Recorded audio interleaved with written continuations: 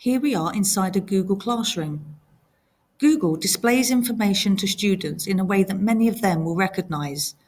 It looks very much like social media, as the last post you added always appears at the top of the screen. So if I scroll down, you should see that the posts get older. So if you've been using Moodle for a while, this may seem unusual to work with.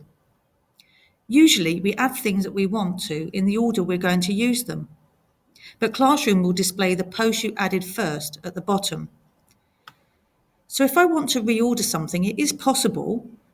I simply click on the ellipsis and I choose Move to Top. And that post will have the emphasis at the top of the screen again, so students will see that first when they log on.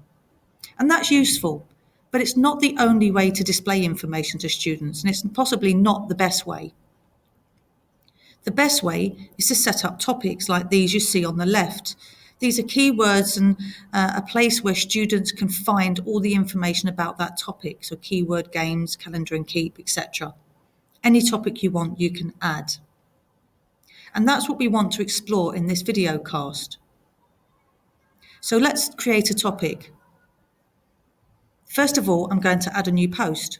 So I'm doing that in the usual way by clicking on the plus sign and clicking on Create Assignment. Add in the text I want for the assignment, and this time I'm going to also add something from my drive, an attachment. It should be near the top because I've used it recently. And here's my topic.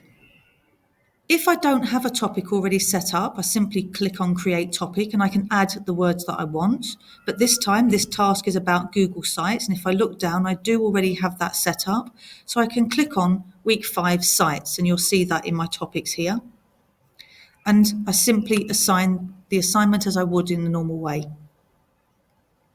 It's now posted. I can now see that it's here on my screen. And I know it's in the topic here for Google Sites. Now let's have a quick look down my screen. I've got quite a lot of posts. Okay, goes back a little while. So if I want my students now to find something for revision that was a few weeks back, they would have to scroll all the way through this. That's not very efficient. So I'm going to ask them to look for something about drawing and forms, and they simply have to know to click on topics, drawing and forms, and then everything else is hidden. And all that's displayed now in that filter are the 2 assignments that have been posted for those subjects. This is definitely the best way to set up your Google Classroom. Try it out. Tell me what the students think. Tell me what you think. I'm sure you're going to love it.